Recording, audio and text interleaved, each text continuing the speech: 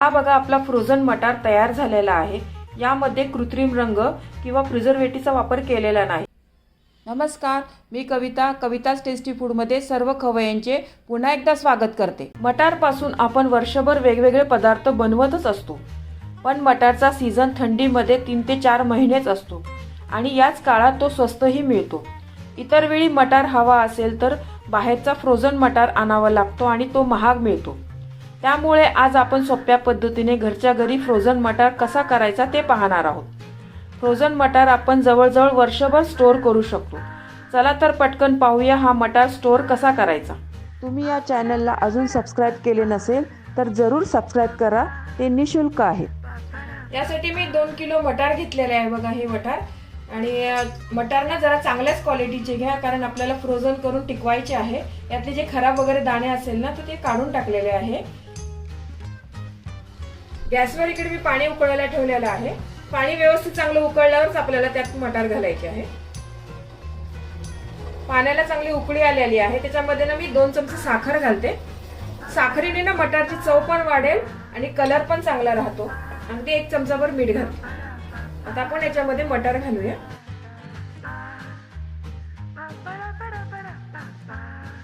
हे मटार आपल्याला 2 ते 3 मिनिटच वाफवून घ्यायचे आहे। हे सर्व मटार ना चांगले वाफवले ना वरती येतात, तिथपर्यंतच आपल्याला वाफवून घ्यायचे आहे। खूप सोपी पद्धत आहे फ्रोझन मटार बनवण्याची। जेव्हा सीझन नसतो ना तर मटार बाहेर महाग मिळतात। असे आपण फ्रीजर मध्ये बनवून ठेवले ना तर कधीही आपण यूज करू शकतो, पावभाजीला किंवा कोणत्याही मटार पनीर अशा भाज्यांना। मी नेहमीच करून ठेवते असे दरवर्ष 4-5 किलो तरी मटार। बस 1-2 मिनिटं फक्त आपल्याला उकळायचे आहे। 3 मिनिटं झाले आहे बघा। हे मटार आपल्या छान बॉईल झाले आणि पूर्ण मटार बघा कशी वरती आले आहे ना, समजायचं व्यवस्थित शिजले आपले। गॅस बंद करते मी आता। आणि हे मटार आहे ना एकदम आपल्याला गार पाण्यात टाकायचे आहे, बर्फाच्या पाण्यात टाकायचे आहे। याच्यात बघा बर्फ पण टाकून दिलेला आहे, म्हणजे याची कुकिंग प्रोसिजर आहे ना आपल्याला थांबवायची आहे। याच्यामध्ये ना आपल्याला 2 ते 3 मिनिटं मटार राहू द्यायचे आहे आणि लगेच मग काढायचे। याच्यामधनं पण थोडे नॉर्मल होऊ द्यायचे आपल्याला। जेव्हा आपण मटार बॉईल केले होते ना गरम पाण्यामध्ये तर पूर्ण वरती आले होते। आता बघा सगळे मटार आपले आता खाली बसलेले आहेत। आता मग एका चाळणीमध्ये ना हे मटार काढून घेते मी।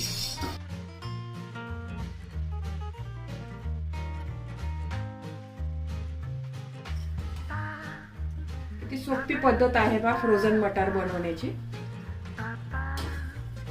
एका कपड्यावर ना हे वाटाणे आहे ना आपण थोडेसे सुकवून घेऊया, म्हणजे पाणी आहे ना याच्यामधलं ते सुकलं पाहिजे।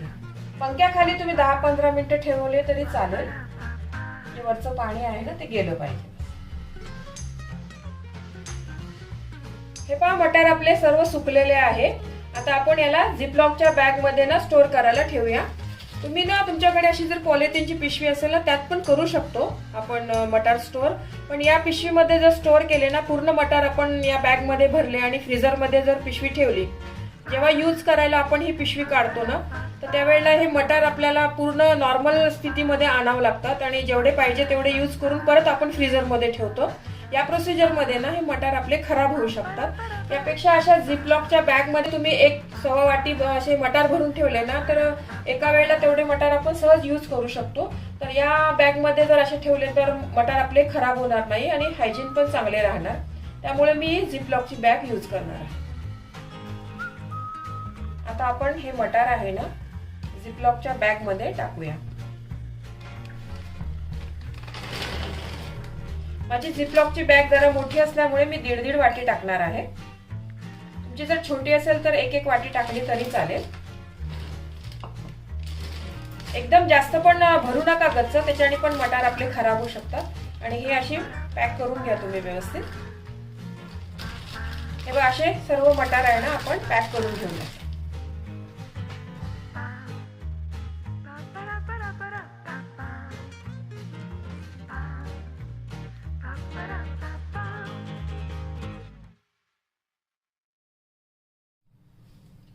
हे पहा सर्व मटार मी ना झिपलॉकच्या बॅग मध्ये व्यवस्थित भरलेले आहे। हे आता मी फ्रीजर मध्ये ठेवणार आहे। या पद्धतीने तुम्ही जर मटार फ्रोझन करून घेतले ना तर तुमचे वर्षभर टिकतात, चांगले राहतात। कशालाही आपण यूज करू शकतो हे मटार। हा बघा आपला फ्रोझन मटार तयार झालेला आहे। यामध्ये कृत्रिम रंग किंवा प्रिझर्वेटिव्हचा वापर केलेला नाही। तुम्ही यावर्षी या पद्धतीने मटार नक्की स्टोर करून ठेवा। तुम्हाला ही रेसिपी आवडली असेल तर तुमच्या मित्रमैत्रिणी आणि नातेवाईकांबरोबर शेअर करा। व्हिडिओला लाईक करा व चॅनलला सबस्क्राईब करा। रेसिपीला कमेंट्स करा। तुमच्या कमेंट्स वाचायला मला फार आवडतात। तुमच्या लाईक्स आणि कमेंट्समुळे माझा उत्साह वाढतो आणि नवनवीन व्हिडिओ बनवण्यासाठी प्रोत्साहन मिळते। त्याचबरोबर तुम्ही मला फेसबुक, इंस्टाग्राम आणि इंटरेस्टवर देखील फॉलो करू शकतात। त्यांची लिंक डिस्क्रिप्शन बॉक्समध्ये दिलेली आहे। तुम्ही ही रेसिपी कोणत्या गावातून पाहताय तेही सांगा। तर पुन्हा भेटूया एका नवीन रेसिपीसह। तोपर्यंत मस्त खा, काळजी घ्या। धन्यवाद।